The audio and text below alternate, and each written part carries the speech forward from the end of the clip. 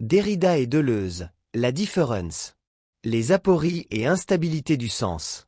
En déconstruisant l'opposition écriture-parole, Derrida montre que toute structure binaire contient une aporie, une contradiction ou une tension interne qui empêche de stabiliser définitivement le sens.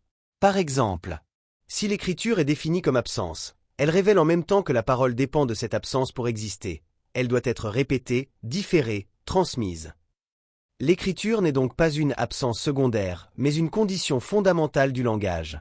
Ainsi, ce qui semblait stable, la priorité de la parole sur l'écriture, s'effondre, et la hiérarchie binaire est mise en question. Conclusion avec un autre exemple.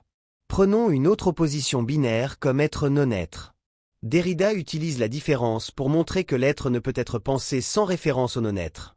La présence d'un concept d'être implique nécessairement l'absence ou le retrait, un non-être. Dès lors, ce que nous appelons être n'est jamais un donné stable, mais toujours marqué par l'absence qu'il contient en lui-même. En somme, Derrida ne détruit pas les oppositions, mais les déconstruit pour montrer qu'elles reposent sur des relations instables et différentielles, plutôt que sur des termes fixes ou autosuffisants.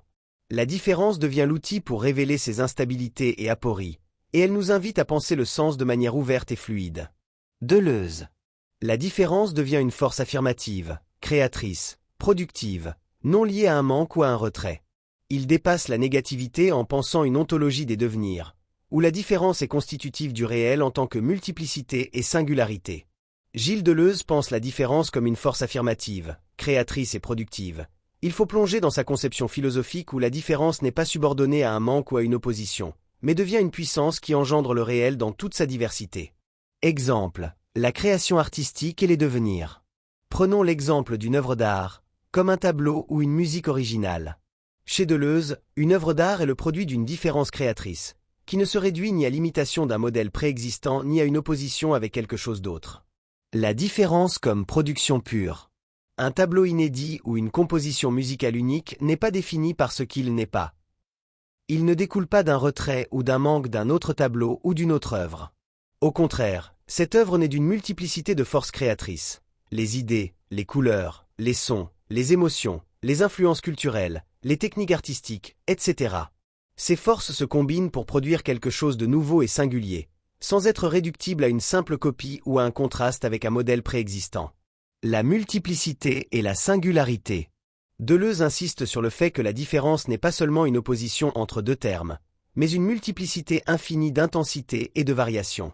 Dans une œuvre d'art, chaque détail, un coup de pinceau, une nuance de couleur, un rythme, est singulier et contribue à l'ensemble. Ce sont ces singularités qui créent l'unicité de l'œuvre. Par exemple, dans la peinture de Van Gogh, le jaune de ses tournesols n'est pas une opposition au bleu du ciel. Ce jaune est une intensité propre, une singularité qui ne peut être comprise que dans sa différence affirmative. Le devenir et la transformation. Chez Deleuze, la différence est liée au concept de devenir, un processus dynamique et créateur par lequel quelque chose se transforme ou devient autre sans jamais être fixé dans une identité stable.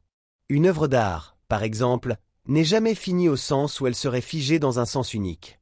Elle entre dans un processus de devenir, dans lequel elle est interprétée différemment par chaque spectateur, chaque époque. Prenons un exemple musical. La musique de Beethoven ou de Miles Davis continue de devenir à chaque fois qu'elle est rejouée ou entendue. Elle n'est pas un objet fixe, mais un processus vivant, où chaque écoute actualise des différences et ouvre de nouvelles significations. Comparaison avec une pensée de la différence négative.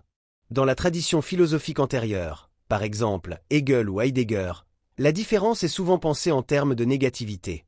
Chez Hegel, la différence est intégrée dans un mouvement dialectique où un terme, comme l'être, se définit par opposition à son contraire, le non-être. Ce processus aboutit à une synthèse qui résout la tension entre les deux. Chez Heidegger, l'être se manifeste dans sa différence avec les étangs, mais cette manifestation est toujours marquée par un retrait ou un manque.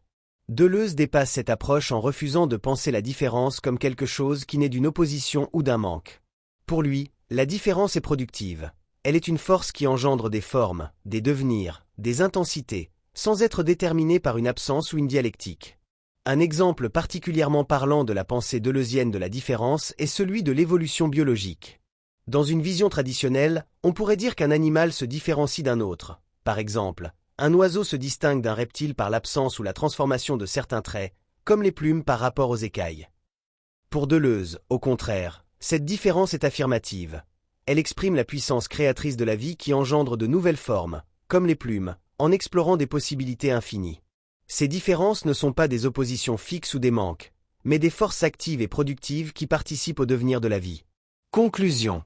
La pensée de Deleuze révolutionne notre manière de concevoir la différence.